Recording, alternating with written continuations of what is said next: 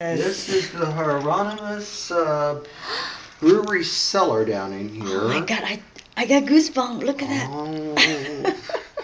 And the interesting part for Niku would be the stones that are in here, which match the stones down at the Stonehouse. Stonehouse down Mm-hmm. in here. So the work was done probably at the same time or right around then.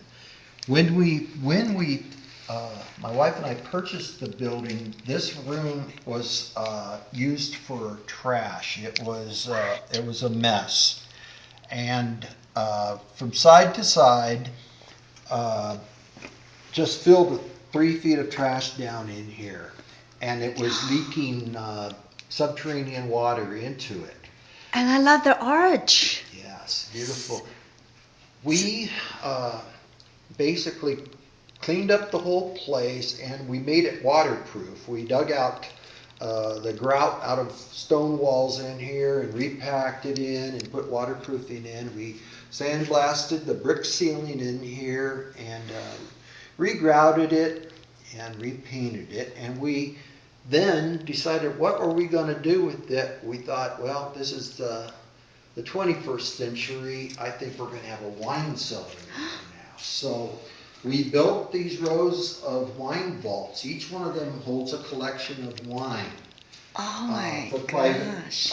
collectors. And they bring their wine in here to go to sleep while the wine ages. And this is basically for real serious wine collectors who Wow. actually collect wine, and you have to keep the wine cold. So what's the temperature here? We call it castle temperature. That's what I found out in Europe.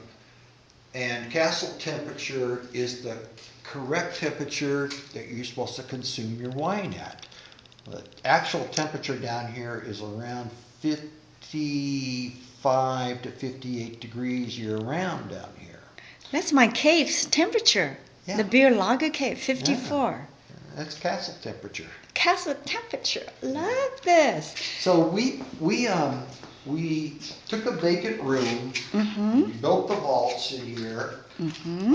for the collectors. They're all padlocked and secure, and we also built the back bar here out of parts that we found in the house. It's all done out of recycled material and lumber and things.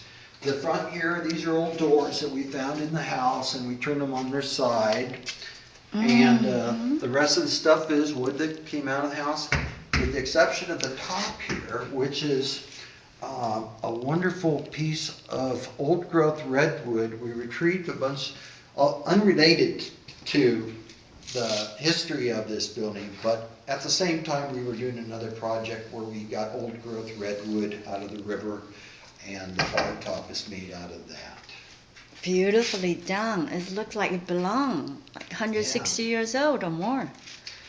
One of the really interesting parts about this room is that there is a newspaper article from the 1890s that we have in the old Grass Valley Union that describes this room. It was like an event completion. This was was considered to be a modern cellar, complete with electricity and refrigeration. Well, it turns out that the refrigeration wasn't electrical refrigeration. It was ice blocks that came from Truckee, and they were stored in this room over in here, which we call the ice room over there.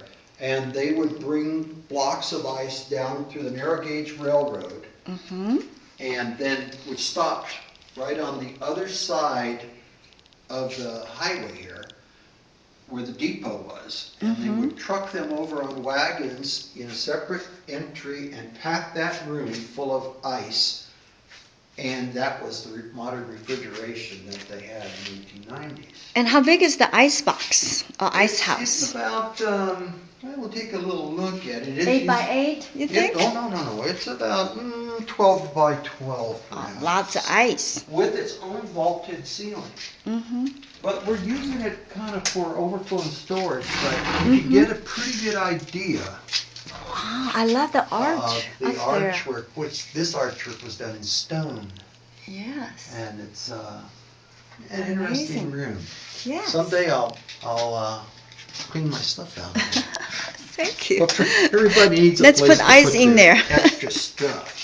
I want to show you a feature Yes. in the